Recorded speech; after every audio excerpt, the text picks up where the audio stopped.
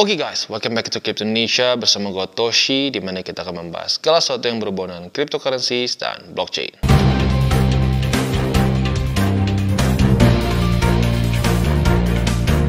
Dan kita kembali ke meme coin. Jadi untuk sekarang kita bisa lihat terjadi dump sebesar 6,83% keseluruhan dari meme tokens capitalization atau market cap.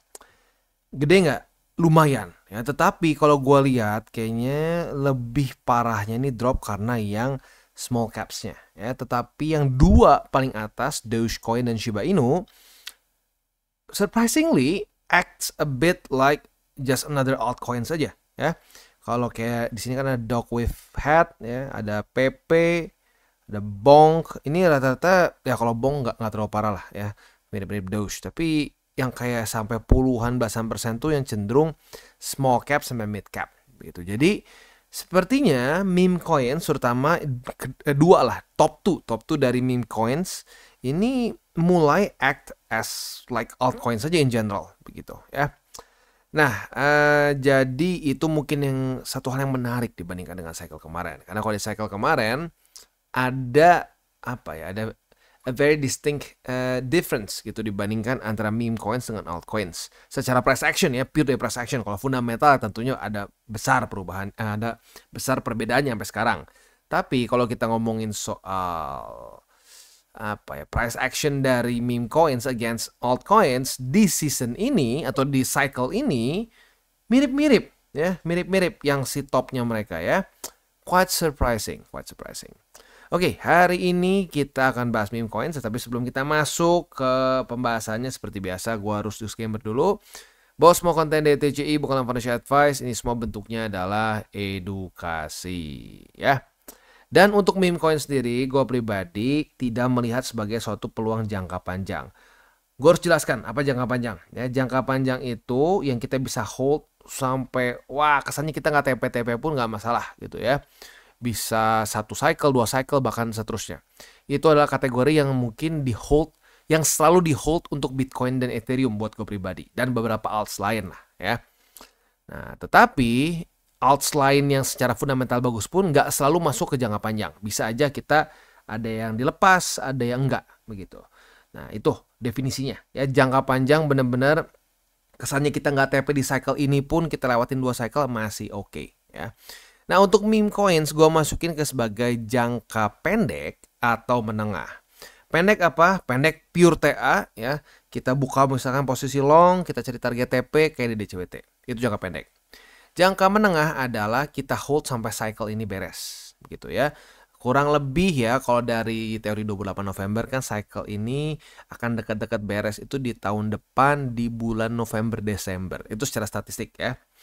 Nah, jadi itu mungkin ya definisinya, karena takutnya salah paham. Kenapa meme coins gue nggak masukin ke jangka panjang? Karena meme coins ini 99% lah jujurnya ya, itu biasanya tidak ada fundamentalnya, tidak ada utility-nya.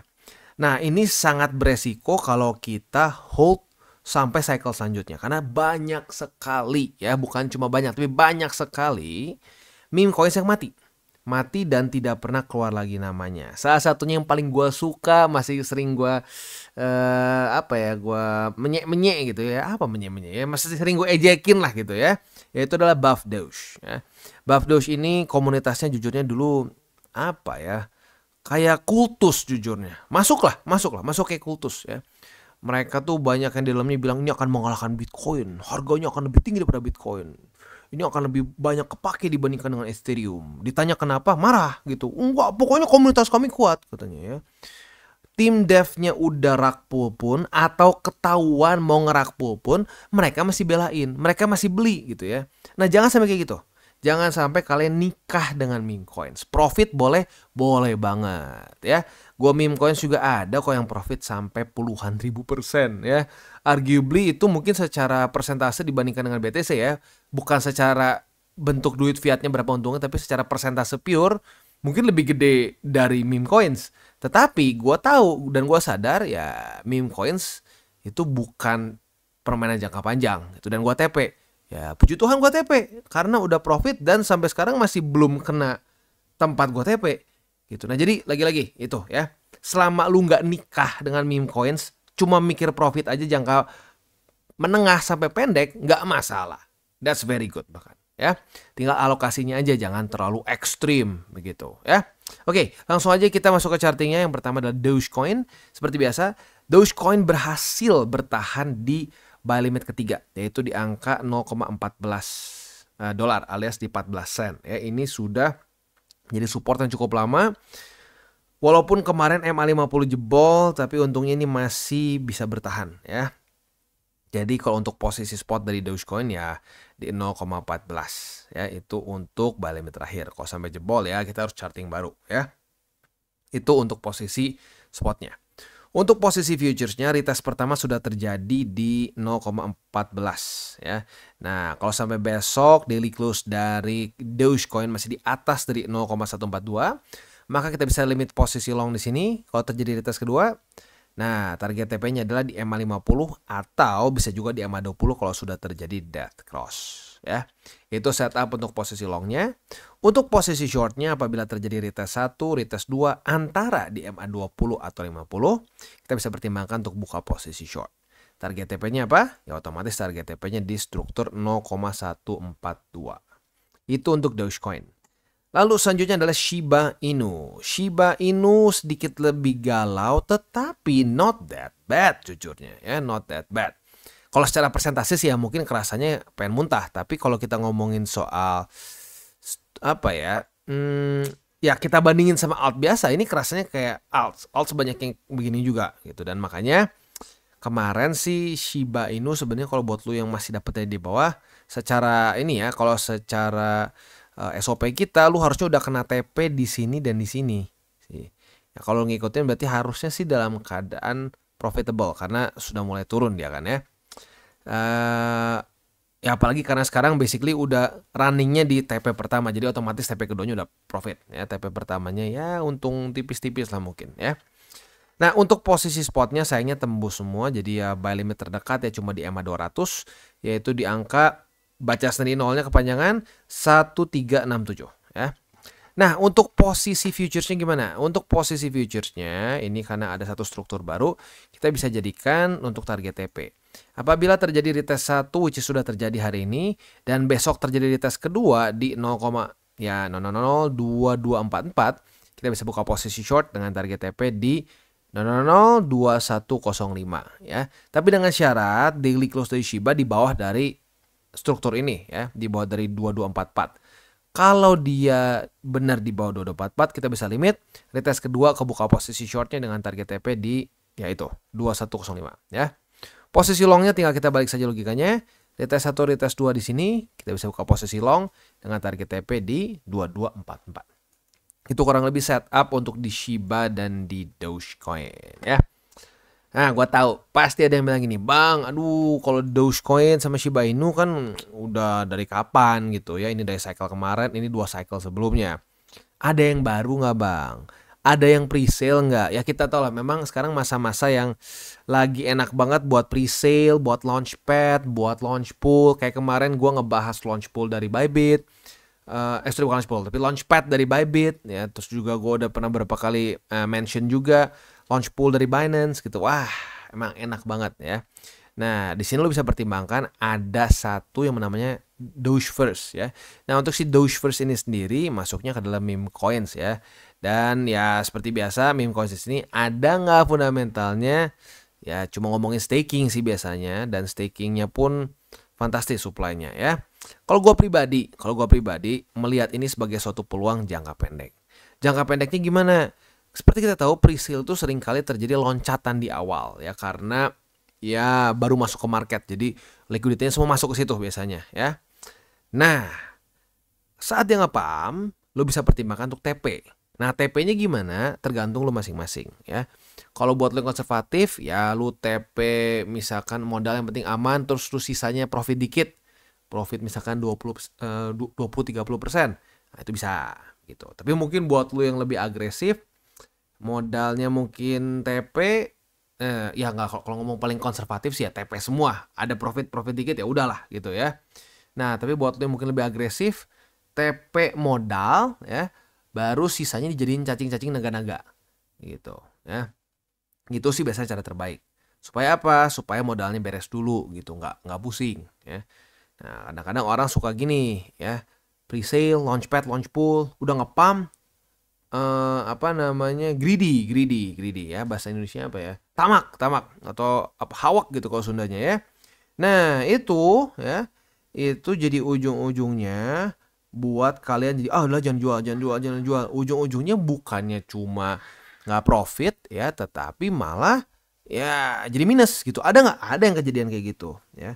Ya, tapi gue berharap sih enggak, karena lagi-lagi itu bisa dikontrol sama kita ya, tinggal dikontrolnya ya. Lu punya plan, TP-nya gimana gitu ya. Oke, kita bisa di sini ya. Yang unik dari si Doge First ini adalah dia itu ada di beberapa chain ya, ada di Ethereum, BNB, ada juga di Matic dan di Apex ya. Nanti akan segera di Base dan juga di Solana. Tapi lagi-lagi seperti yang gue bilang sih, secara fundamental ini very simple ya.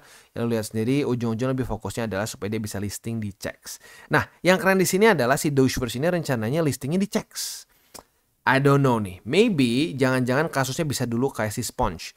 Dan kita tahu si Sponge itu gila banget ya, karena dia berhasil listing di Maxi, di Gate.io, di mana lagi? Aduh, ada beberapa lah exchanger yang menurut gua, that's a very good exchanger dan yang ngepam gitu. Nah, di sini dia belum ngomong CEX mana. Tapi lagi-lagi itu mungkin yang bisa menjadi salah satu daya tarik dari si Dogeverse, karena seperti yang gue bilang ya, di grup juga pernah gue bilang, kalau untuk meme coins yang lebih penting itu hype.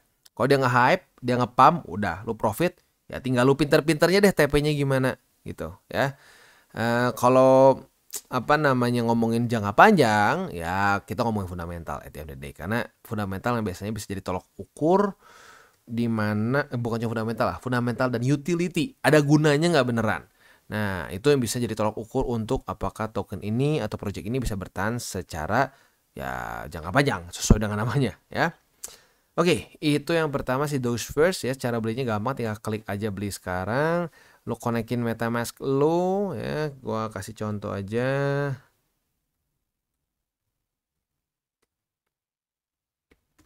Oke, kita switch. Oke, diklik next connect. Begitu tinggal lu beli aja. Belinya bisa pakai Ethereum maupun USDT. Nah, yang kedua di sini ada yang masih cukup baru nih, gue belum pernah bahas, yaitu 99 Bitcoins. Nah, untuk 99 Bitcoins ini ngomongin soal apa sih? Ini adalah learn to earn katanya, dirancang untuk memberikan penghargaan bagi individu yang telah mempelajari uang kripto. Nah, jadi ini mungkin rada kayak mirip ini ya. Dulu gue pernah ada review juga project di mana kita semakin bisa menjawab pertanyaan-pertanyaan gitu ya tentang berhubungan dengan kripto, kita bisa dikasih tokennya ya. Ini mungkin kalau secara ini nggak benar-benar kayak meme banget sih, nggak benar-benar kayak meme banget, dan ada pembelajarannya gitu, pembelajaran buat yang kita kesannya masih nggak ngerti kripto, bisa belajar pelan-pelan di sini ya. Tetapi ya kalau gue lihat sekilas ya, dan lebih ke ini sih sebenarnya ya, kalau kita lihat secara persentase alokasinya ya, kalau kita di sini pemasaran 23% ya. That's quite big ya, walaupun nggak sebesar yang lain ya, tapi ini besar. Dan yang kedua adalah dana proyek. Ini kalau digabungin berarti 46%.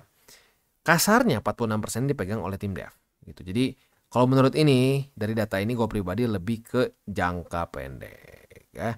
Walaupun secara fundamental mungkin cenderung lebih menarik ya, cenderung lebih menarik, dan lu bisa ada satu argumen yang bisa maybe nih kedepannya bisa boom gitu. Tetapi ya karena secara tokenomicsnya begini, ada resiko kalau tim dev tiba-tiba bye-bye. Nah ya bye-bye juga gitu. Makanya lagi-lagi kalau gue sih tetap ini jadikan suatu lebih ke jangka pendek gitu. Dia ngepam, UTP, yes, beres gitu ya.